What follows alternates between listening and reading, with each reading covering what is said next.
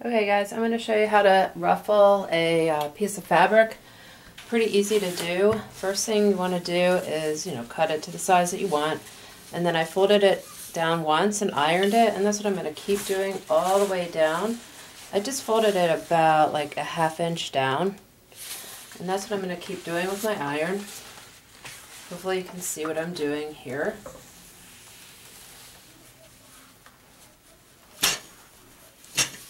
Just keeping it around ½ inch. Got a little bit big there, but that's okay. It's a ruffle. It doesn't need to be perfect. And I'm just going to keep, this is a satin fabric, so it turns color when it gets hot, and then it'll come back. So I'm just going to keep doing that slippery thing all the way down, and then I'm going to fold it over again.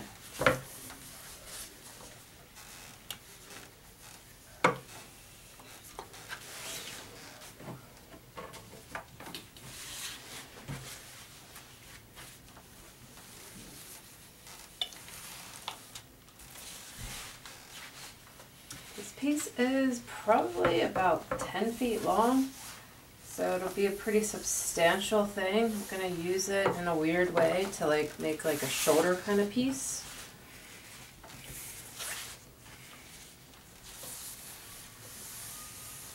Alright.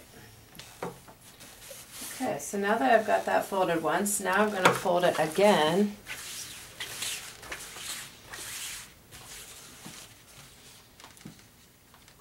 And about the same thickness, so about ½ inch. Now this piece was the salvage edge, so it was like the manufactured cut, so I don't have to worry about actually finishing that off. But it could look kind of cool just to keep it frayed too, depending on what you're going for. You could kind of exploit that fray and make it look kind of otherworldly in a unique way. So I'm just, bear with me, I'm almost done. And then I'm going to insert the wire, and then I'm going to sew. So I'm ironing first before I insert any wire. Make sure I get any creases out along the way.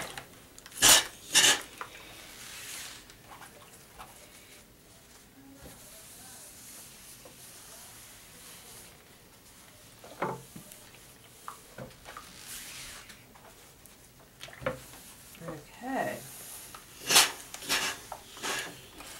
almost done. So the longer the piece, the more body you'll get and volume with the end result, and the more fun you can have with it. Okay, so this is now ironed. Go ahead and get that out of the way. And so now I have this really long piece that's turned once and then again. And then I'm going to insert some wire.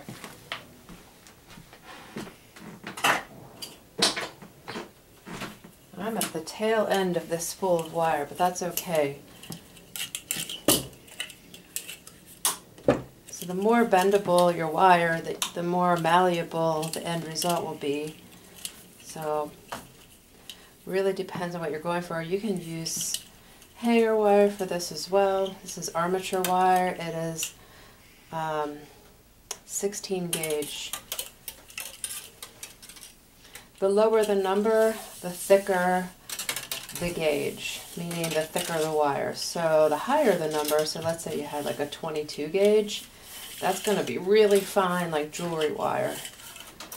Okay, I'm going to use this whole length here. And what I'm going to do is I'm going to actually sew with it. I'm going to leave a little bit on the outside, but what I'm going to do is I'm going to sew this down right here as close as I can to the wire. I'm going to sew it twice. I'm going to sew it once close to the wire and then once again just to have that finished. And I'll show you how to do that on the machine.